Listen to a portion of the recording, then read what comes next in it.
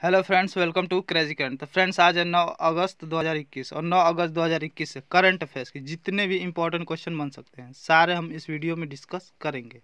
तो आप पूरे वीडियो को ध्यान से देखिए। और हाँ, अगर आप हमारे चैनल पर नए आए हैं तो हमारे चैनल को सब्सक्राइब ज़रूर करें और बेल आइकन को दबाना ना भूलें ताकि हमारी वीडियो की सारी अपडेट्स आप तक सबसे पहले पहुँच सके। तो चलिए स्टार्ट करते हैं। तो फ्रेंड्स, ये रहा आज का हमारा पहला क्वेश्चन। हाल ही में स्कूली शिक्षा के लिए समग्र शिक्षा अभियान को कितने साल तक जारी रखने की मंजूरी दी गई है? तो इसको 5 साल तक, कितने साल तक? 5 साल तक जारी रखने की मंजूरी दी गई है। तो इसका सी ऑप्शन सही है। आर्थिक मामलों के मंत्रिमंडल समिति ने समग्र शिक्षा अभियान को 5 साल तक मंजूरी दी है।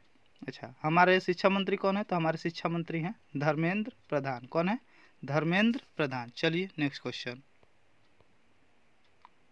हाल ही में किस राज्य सरकार ने महिला शिकायत निवारण समिति का गठन किया है?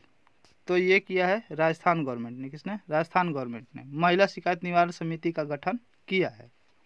तो इसका ए ऑप्शन सही है। ये एक त्रिस्तरीय समिति है।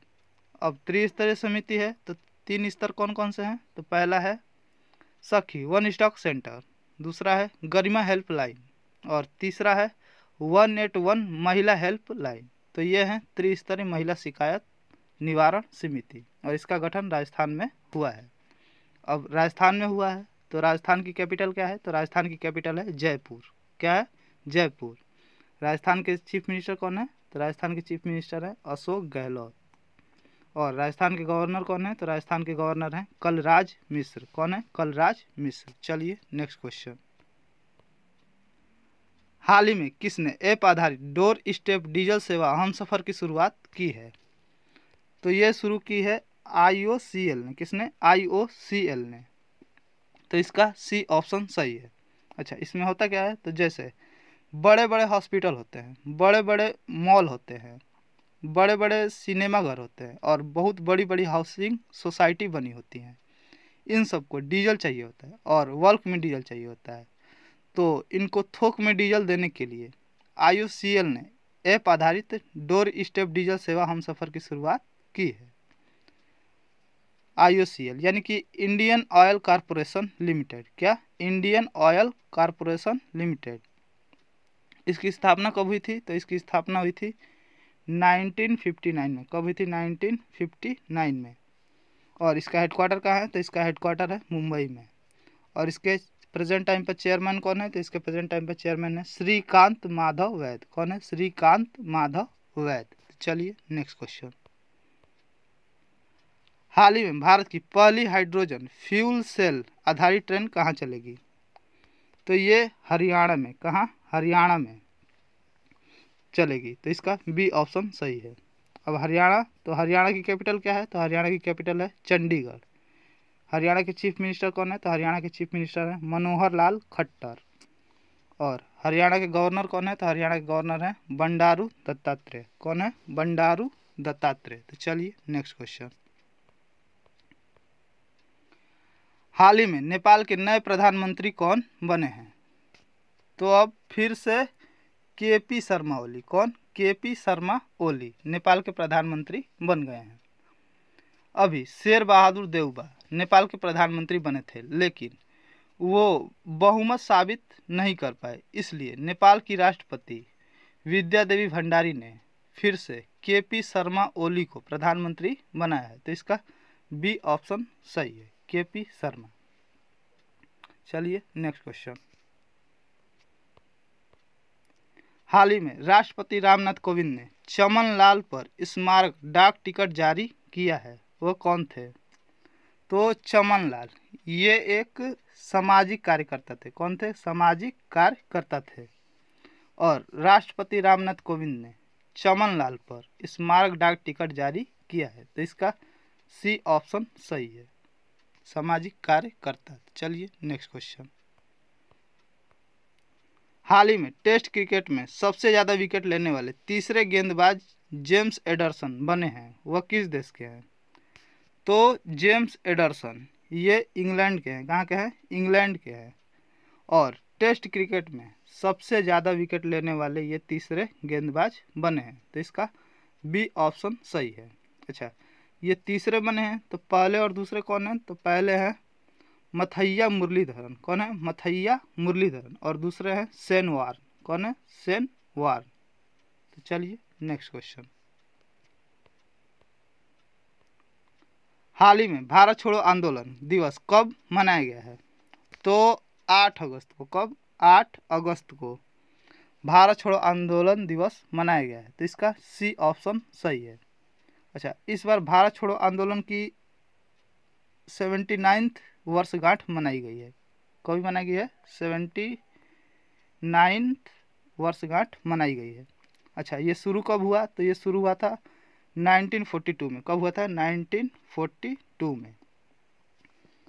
और 1942 में क्रिप्स मिशन आया था और वो फेल हो गया था। उसके बाद ये भारत छोड़ो आंदोलन शुरू हुआ था। तो इस चलिए नेक्स्ट क्वेश्चन। हाल ही में किस केंद्र शासित प्रदेश ने आदिवासी छात्रों के लिए छात्रवृत्ति की मंजूरी दी है? तो जम्मू कश्मीर। किसने? जम्मू कश्मीर ने आदिवासी छात्रों के लिए छात्रवृत्ति की मंजूरी दी है, तो इसका बी ऑप्शन सही है। अच्छा, इसके लिए 30 करोड़ रुपए अलॉट किए गए हैं। कितने? 30 करोड़ रुपए अलॉट किए गए हैं, तो इसका बी ऑप्शन सही है, जम्मू कश्मीर। चलिए नेक्स्ट क्वेश्चन। हाल ही में कैबिनेट सचिव राजीव गौबा का कार्यकाल कितने साल बढ़ाया गया है?